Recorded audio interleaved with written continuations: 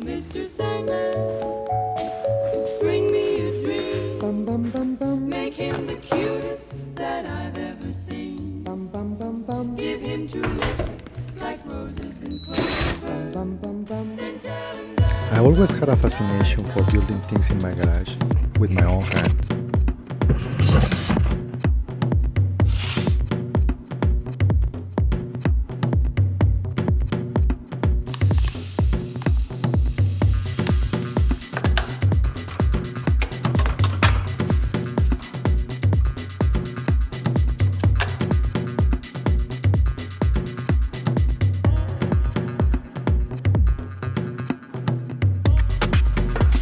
Lately, I have been learning about sand casting.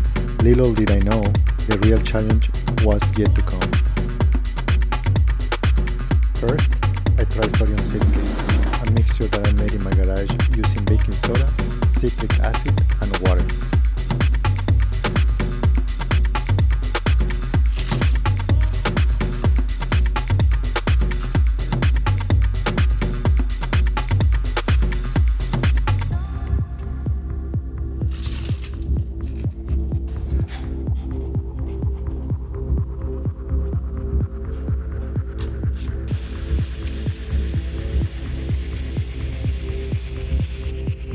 Combined that CO2 with a floor sealer, creating my own sodium silicate binder.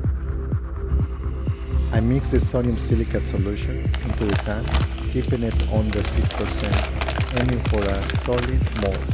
This will feel like a consistent of a grain sand.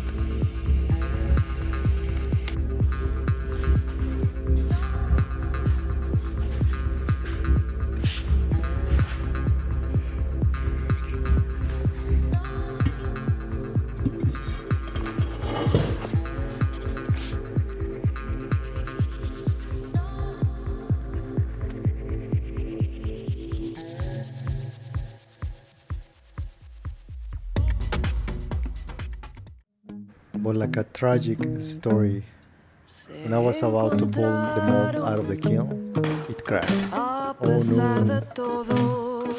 But this failure taught me an important lesson, that the mold wasn't strong enough to be able to hold the shape, and I needed a new approach. Then it was time to switch to plaster, hoping for a stronger mold and a smoother pull. The recipe is simple.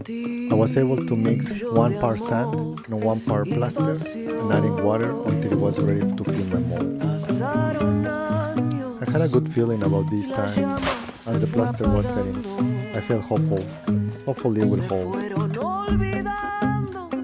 But the story doesn't finish there yet.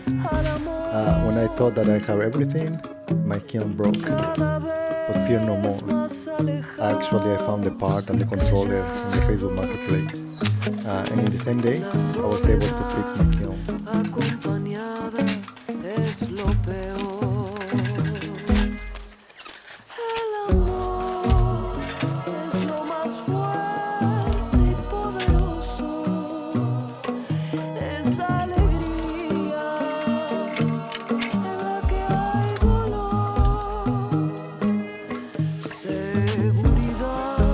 Once that my kiln was fixed and working again, I placed my plaster mold inside, ready to rock and roll, baby. This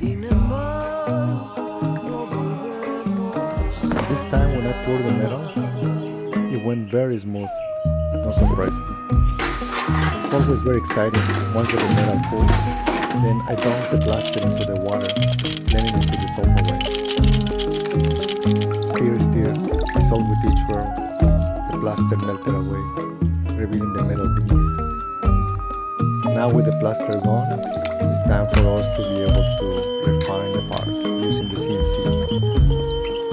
Cut, the CNC, trim away all of excess until the tools merge. And because we all love big reveals, here it is, enjoy.